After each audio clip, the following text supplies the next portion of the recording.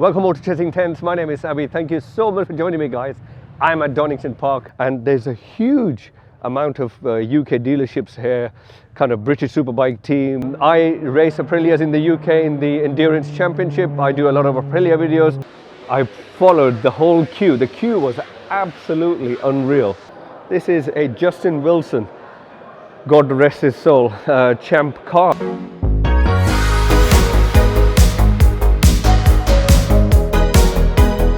A proper legendary podium up there, and I'll show you that in a minute, where loads of legends stood. The whole of Donington Park racetrack has been re-tarmacked. The perfect time to show you all the bikes. British Superbikes. See a Superleggera. Someone pushing their bike.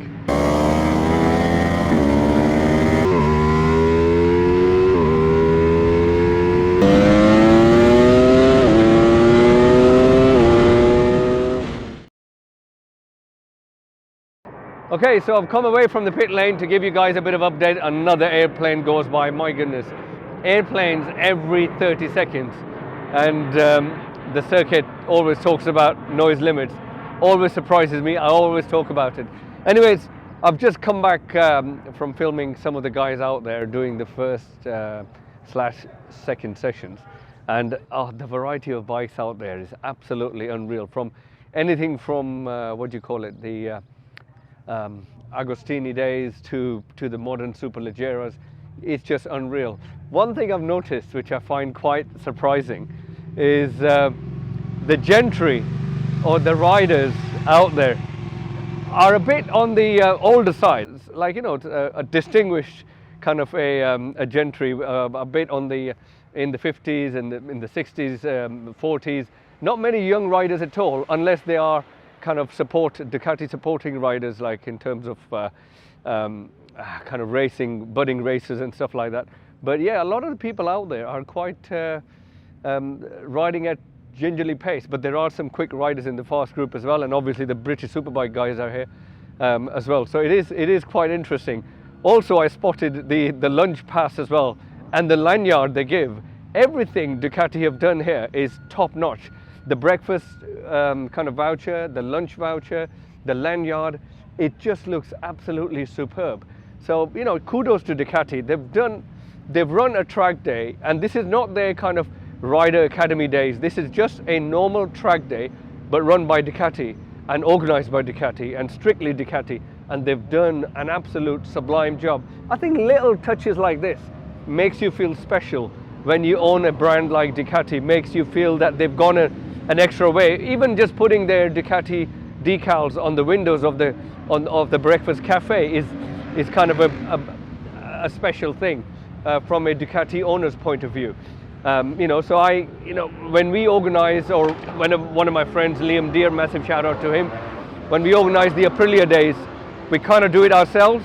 Aprilia last time came along, and they came along properly, and they also brought all of their new bikes, and you could test those bikes on the track. You have to sign a disclaimer and all sorts.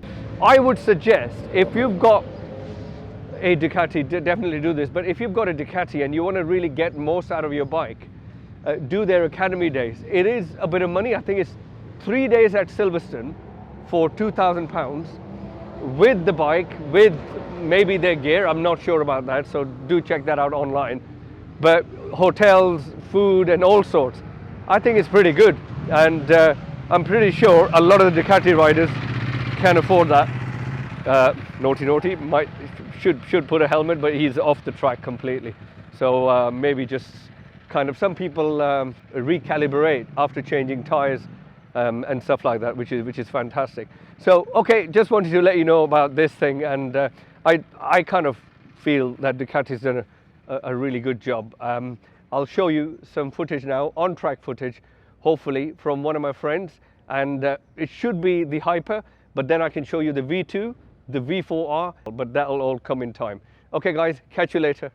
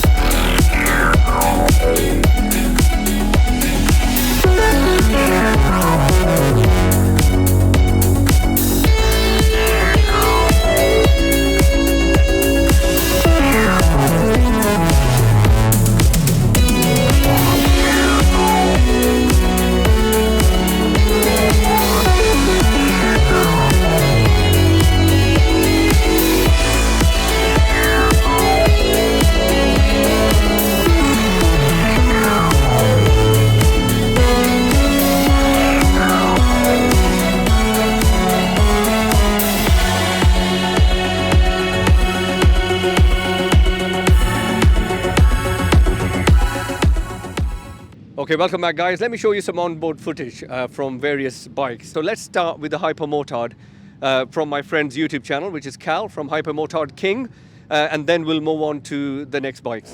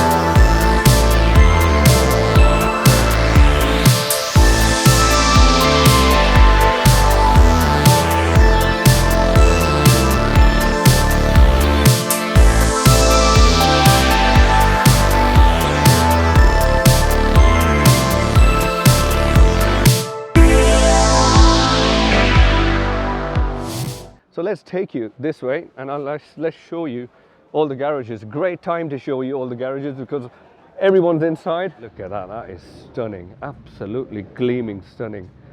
Beautiful bike. Another Panigale V4. We've got 2 final editions. Oh my God, how often do you see that? How often do you see that? That is absolutely stunning. 2 final editions, 1299. It's okay, carry on, no bro, carry on. That is a monster mob Ducati. 999 is that? It doesn't say anywhere. Vodka Kick, VK. So I always like to say the name of the sponsors. Scott Redding's number 45. Beautiful looking Ducati. Number 96, number 77. That is a stunning looking bike. Look at that. Bit of Red Bull wings on that one.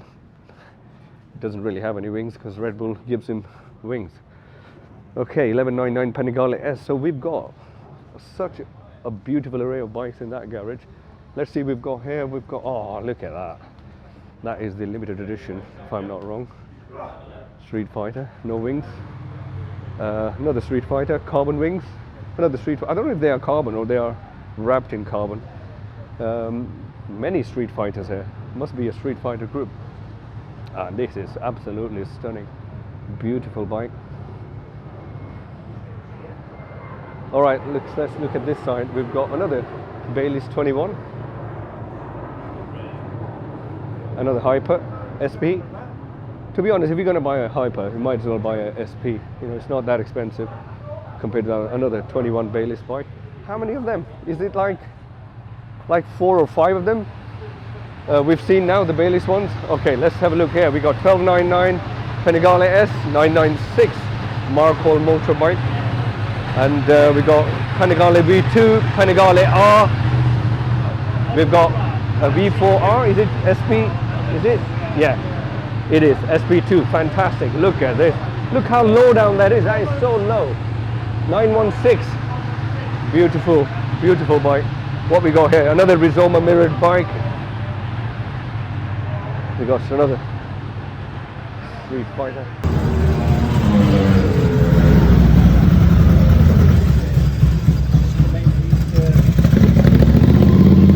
Okay, so let me show you some onboard footage from a Panigale V2 from Ben Varley.